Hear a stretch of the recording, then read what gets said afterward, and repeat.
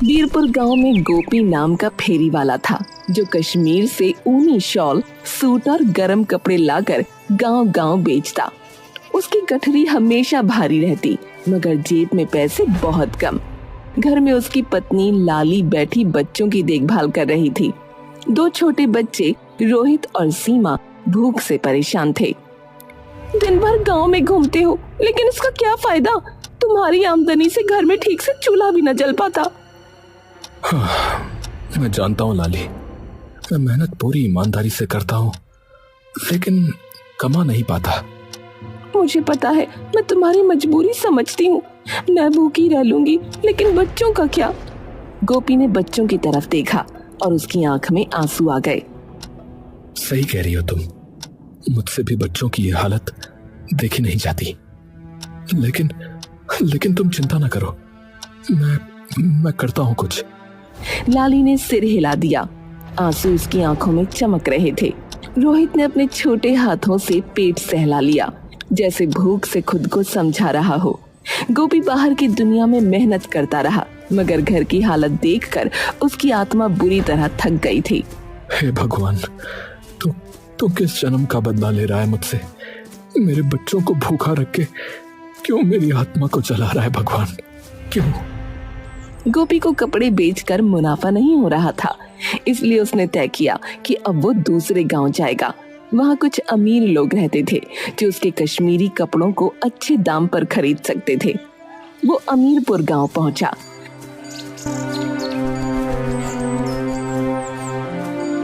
कपड़े ले लो, कपड़े, सर्दियों के दिनों के गरम कपड़े ले लो।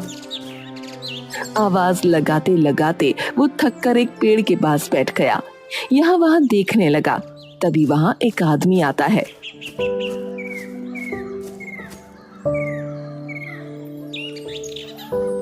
भाई, कैसे कपड़े दिए? एकदम सस्ते हैं भैया, ले लीजिए, कपड़ों में कोई परेशानी नहीं आएगी। आदमी ने कपड़े देखे और उसे खरीद कर चला गया। धीरे धीरे गोपी के कपड़े बिकने लगे।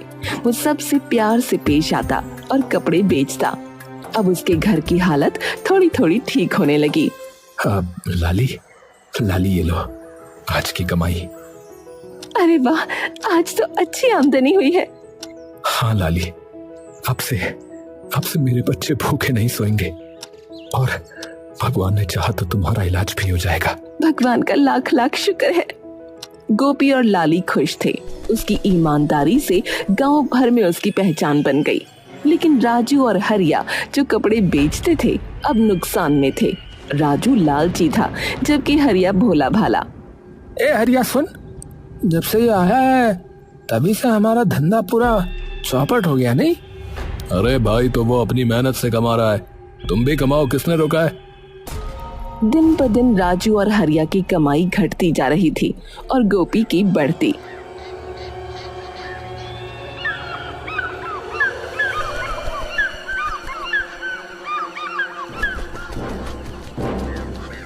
एक दिन राजू और हरिया दोनों गोपी से मिलने उसके पास गए।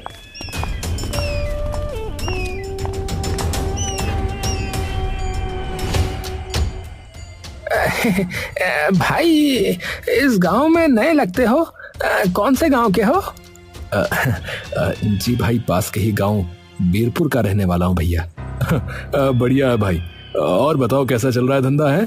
अरे कैसा चल रहा है क्या मतलब है? अरे अच्छा ही चलेगा भाई। है भाई ने तो हमारे धंधे को भी पीछे छोड़ दिया भाई। नहीं भाई, ऐसा कुछ नहीं है, बस भगवान का आशीर्वाद समझ लो। राजू और हरिया की गोपी से दोस्ती हो गई, पर राजू मन ही मन उससे जलने लगा।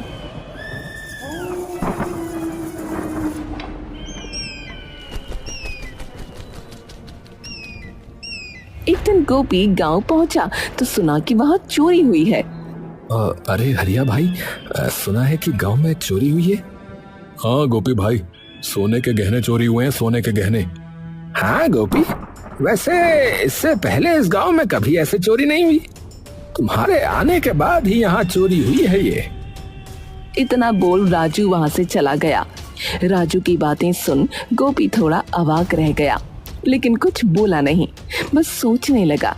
तभी हरिया बोला, अरे गोपी, राजू की बात का बुरा मत मानना, वो तो बस ऐसे ही मजाक कर रहा है।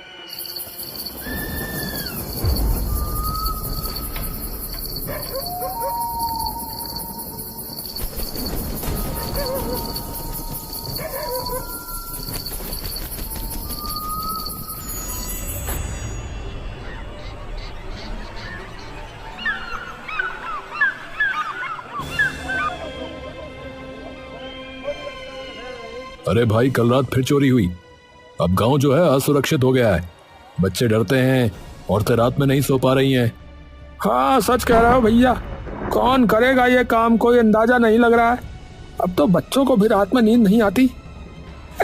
देखो भैया, चोरी कोई साधारण आदमी नहीं कर सकता है, कोई नया आदमी ही कर सकता है जो लालची हो। हाँ, सही कह रहा भैया, सही कह रहा बिल्कुल। गोपी को समझ आ रहा था कि राजू का इशारा उसकी तरफ है, लेकिन गोपी उसे बिना कुछ कहे वहां से चला गया। लेकिन इस बार उसने ठान लिया कि आज रात वो पहरा देकर सच्चे चोर को पकड़कर दूध का दूध और पानी का पानी करेगा। बस आज की रात और असली चोर सबके सामने होगा।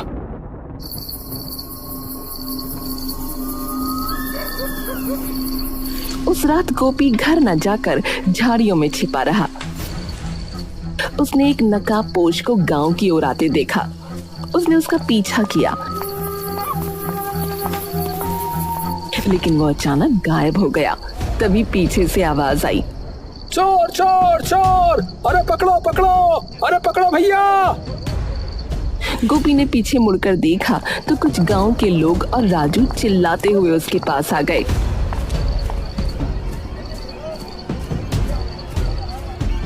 अरे, क्या चोर मिल गया? हाँ हाँ भैया, मिल गया। अरे कहाँ है?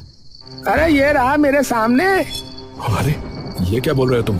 राजू भैया बिल्कुल सही कह रहे, घर का भेद ही लंका ढाए, ये कहावत तुम पर बिल्कुल सही बैठती भैया। क्या मतलब? मतलब ये कि तुम्हें इस गांव में धंधा करने दिया है और तुम इस गांव में चोरियां करने लगे हैं। जिस थाली में खाया उसी में गंदगी फैला दी तुमने। अरे क्या क्या बोले जा रहे हो भाई? क्या बकवास कर रहे हो तुम? मैं और चोरी? मैंने कोई चोरी नहीं की। अच्छा, तो इतनी रात को यहाँ क्या कर रहे हो? बताओ फिर क्या कर रहे हो, बोलो। अरे भाई, मैं तो चोर को पकड़ने यहाँ आया था। अरे लो भाई, सुनो है, अब ये खुद ही खुद को कैसे पकड़ेगा भैया? है कैसे पकड़ेगा बताओ? अच्छा हुआ मैंने इसे इतनी रात को यहाँ आते हुए देख लिया। राजू, बहुत हो गया, मैंने कोई चोरी नहीं की है। अब एक शब्द भी निकाला तो मुझसे बुरा कोई नहीं होगा, बता रहा हूँ। अच्छा तो ठीक है, तुम्हारी गठड़ी दिखाओ।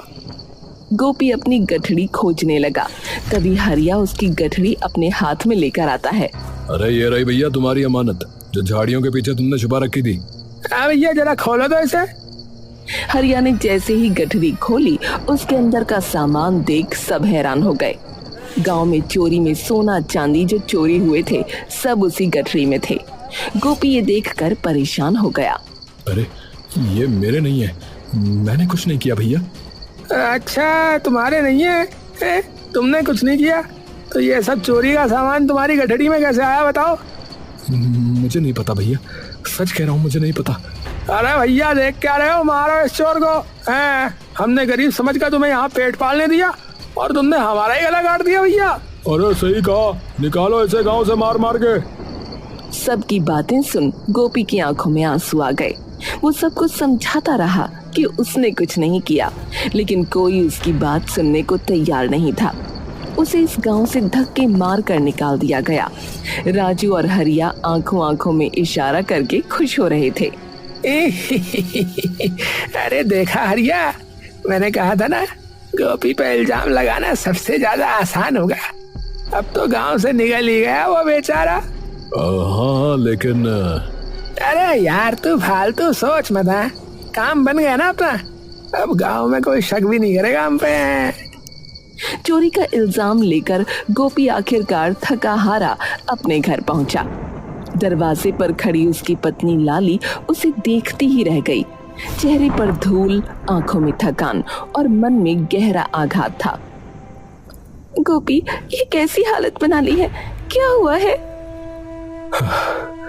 लाली, मैं तो बस सच साबित करना चाहता था, लेकिन गांव वालों ने तो उल्टा मुझे ही चोर कहकर गांव से निकाल दिया। पर ऐसा क्यों? तुम तो दिन रात मेहनत करते हो। यही तो नहीं समझ पा रहा हूँ लाली। लगता है कोई जानबूझकर मुझे फंसा रहा है। गोपी बच्चों को गले लगाकर टूट चुका था, मगर उनकी मासूमियत ने उसे संभाल लिया। चोरी की चर्चा पूरे गांव में फैल गई।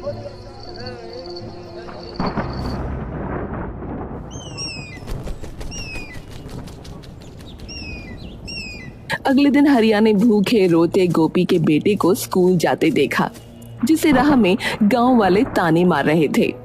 अरे देखो, हैं? चोर के बेटे आ गए। अरे तेरे बाप ने सारा गांव लूट लिया रे। मेरे पापा ने कुछ नहीं किया, वो अच्छे इंसान है, वो चोर नहीं है। ये सुनकर हरिया का मन टूट गया।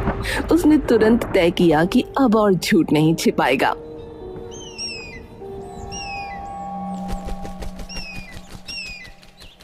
अगली सुबह गांव की चौपाल पर हरिया खड़ा हुआ। सब गांव वाले इकट्ठा थे। भाइयों, मैं एक सच बताना चाहता हूँ। गोपी चोर नहीं है। हैं? गोपी चोर नहीं है? क्या गोपी चोर नहीं है? क्या कहा? गोपी चोर नहीं है? तो भैया फिर चोरी कौन कर रहा था भैया? असली चोर राजू है। उसने मुझे लालच देकर झूठ बोलने पर मजबूर भी किया भैया। गांव वाले दंग रह गए। सबकी नजरें राजू पर टिक गईं। अरे झूठ है ये। मैं चोर नहीं हूँ भैया। अरे चुप, तूने गांव का भरोसा तोड़ा है बे। गुस्साए गांव वालों ने राजू को धक्के मारकर चौपाल से बाहर निकाल दिया। गांव वाले शर्मिंदा होकर गोपी को ढूंढने गए और माफी मांगकर उसे वापस गांव में बुलाया। गोपी की आंखों में आंसू थे, लेकिन अब राहत भी थी। भैया, मैं तो बस मेहनत करना चाहता था, कभी चोरी का नाम तक नहीं लिया मैंने। भैया माफ कर दो गोपी भाई, हमसे जो है भारी भूल हो गई है। गोपी जब गांव अपने घर पहुंचा और उसने लाली को सब बताते हुए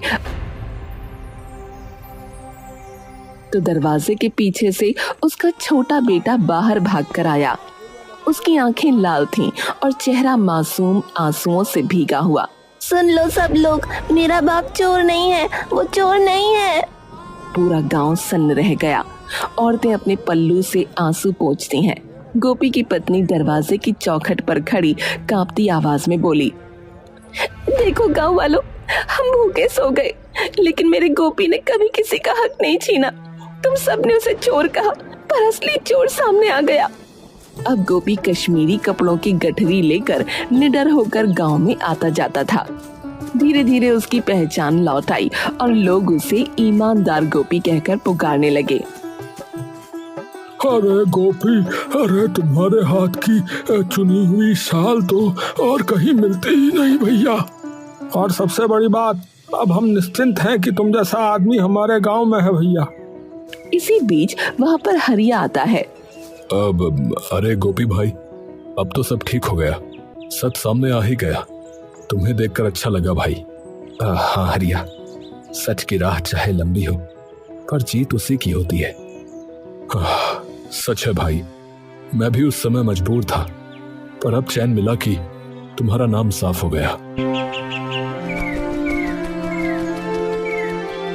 लेकिन कुछ ही दिनों बाद गांव में फिर से चोरियां होने लगीं। हर रात किसी न किसी घर से पैसे और सामान गायब हो जाते। सब हैरान थे कि अगर राजू को निकाला जा चुका है तो ये चोरी कौन कर रहा है। गांव वालों की निगाहें फिर से गोपी की ओर मुड़ी। अरे फिर कहीं वो गोपी ने ही तो कुछ नहीं किया? अरे बस करो, पिछली बार भी तुम सबने बेगुनाह को बदनाम किया। लेकिन भाई सच तो जानना ही होगा ना, है ना भाई? अगर राजू यहाँ नहीं है तो ये काम कौन कर रहा है फिर? गोपी मन ही मन सोचने लगा। इस बार चाहे कुछ भी हो जाए, लेकिन चोर का पता मैं लगा के रहूंगा। एक रात गांव के हर घर के दरवाजे बंद थे। सिर्फ गोपी जाग रहा था, क्योंकि उसे यकीन था कि आज भी चोरी होगी। वो अंधेरे में छुपकर चौकन्ना बैठा था। आज तो आर या पार की लड़ाई होगी। अचानक एक परछाई सरकती हुई नजर आई। कोई आदमी नकाब पहने दीवार फांदकर भीतर जा रहा था। गोपी दबे पांव उसके पीछे पीछे चल पड़ा। ये नकाबपोश आखिर कौन हो सकता है? चल गोपी, आज इसके चेहरे से नकाब हटाना ही होगा। चोर झोली में सामान भर रहा था। तभी गोपी का पैर पत्तों पर पड़ा और हल्की सी चरमराहट हुई। नकाबपोश ने झट से सर घुमा लिया। उसकी आंखें चमक उठी। कौन है वहां? तुम कौन हो? चोर भागने लगा। गोपी भी पीछे दौड़ा। अंधेरी गलियों से होते हुए दोनों नदी किनारे पहुंच गए। नकाबपोश का पैर फिसला और उसका नकाब ढीला हो गया। गोपी ने झपट्टा मारकर नकाब पकड़ लिया। ये तुम? चांद बादलों से निकला और चेहरा साफ हो गया। गोपी की आंखें फटी की फटी रह गईं। नकाब के पीछे वही शख्स था जिस पर कोई कभी शक नहीं करता था। तुम निकला असली चोर। हाँ, ये सब तुम ही कर रहा था। हाँ। गोपी के रोंगटे खड़े हो गए। चोर अंधेरे में भाग निकला और गोपी नदी किनारे अकेला खड़ा रह गया। अगली सुबह गांव वाले फिर इकट्ठा हुए। रात को फिर चोरी हुई थी और अब सबकी नजरें गोपी पर थीं। लेकिन इस बार गोपी की आंखों में डर के साथ साथ गुस्सा भी था। वो चाहकर भी उस आदमी का नाम नहीं ले पा रहा था। गोपी, मान ले कि तू ही चोर है। नहीं, चोर मैं नहीं हूँ, चोर कोई और है। क्या मतलब? आखिर तू कहना क्या चाहता है रे? मैं बस इतना कहना चाहता हूँ कि मैं उसका नाम नहीं ले सकता। भीड़ सन्न रह गई। सबकी आंखें एक दूसरे पर टिक गईं। अब सस्पेंस और गहरा हो चुका था क्योंकि गोपी ने नाम लेने से इनकार कर दिया था। इसका मतलब गोपी तू भी उसके साथ चोरी करता है, इसका मतलब ये है। हाँ तो सही कहा। आखिरकार जिसने हमें दूध पिलाया उसी ने हमें डसा है। अरे देखते क्या हो, मारो इसे, मारो भैया। लोग गोपी को मारने लगे लेकिन गोपी फिर भी चुप रहा। तभी भीड़ से एक आवाज जोर से आई। लोगों ने देखा तो एक बच्चा व्हील चेयर पर बैठा हुआ आगे बढ़ रहा था। रुको, गोपी चाचा ने कुछ नहीं किया, ये सब मेरे पापा हरिया ने किया है। अब सबके होश उड़ गए थे। हरिया, जिसे सब भोला भाला समझते थे, ये वही असली चोर निकला। मैं सही कह रहा हूँ, गांव में हुए सभी चोरी के पीछे मेरे पापा का हाथ था। गोपी, क्या तुम्हें ये पता था? हाँ। तो तुमने हरिया का नाम क्यों नहीं बताया भैया? तभी वहां पर हरिया आता है। हाँ, मैं ही असली चोर हूँ और मैंने ही राजू को फंसाया और अब गोपी को भी फंसाना चाहता था। लेकिन मेरे इस बेटे ने मेरी आंखें खोल दी। हरिया अपने बेटे के पास बैठा और उसे अपने गले लगा लिया। हाँ, आप सबका गुनहगार मैं हूँ। गोपी का इसमें कोई हाथ नहीं है। जो भी सजा देनी है आप मुझे दीजिए। हरिया की बातें सुन सबके मन में गुस्सा था, लेकिन कहीं ना कहीं मन में संवेदना भी थी। हरिया रोते हुए गोपी के पास जाता है। गोपी भाई, मैं तुम्हारा गुनहगार हूँ, तुम जो सजा देना चाहो दे सकते हो भैया। नहीं हरिया, तुम्हारी जगह मैं भी होता तो शायद मैं भी ऐसा ही कुछ करता। माना कि तुम्हारा रास्ता गलत था, लेकिन ये सब तुमने अपने बच्चे के प्यार के लिए किया। गोपी की बातें सुनकर सबकी आंखों में आंसू आ गए। भाइयों, हरिया ने अपनी गलती मान ली है। अब हमारी बारी है। इस बच्चे के इलाज के लिए जितना हो सके हम सब मदद करेंगे। गोपी की बातें सुनकर सबने हाँ में हामी भरी। हरिया सबका प्यार देख भावुक हो गया और उसने गोपी को गले लगा लिया। धन्यवाद मेरे भाई, धन्यवाद। तुम्हारा जैसा अगर कोई दोस्त हो तो वो पत्थर को भी हीरा बना देता है भाई। तुम मेरी दुनिया के पारस हो मेरे भाई, पारस हो।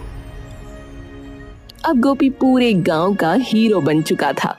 गोपी की आंखों में आंसू थे, लेकिन अब बोझ नहीं था। उसके माथे से चोरी का कलंक मिट चुका था। सारे गांव वालों ने मिलकर चंदा इकट्ठा करके हरिया के बेटे का इलाज शुरू करवा दिया। इसीलिए कहा जाता है, गांव देहात में आज भी एकता की कई मिसालें देखने को मिल जाती हैं। प्यार, भाव और मिलनसार जीवन हमें गांव से सीखना चाहिए।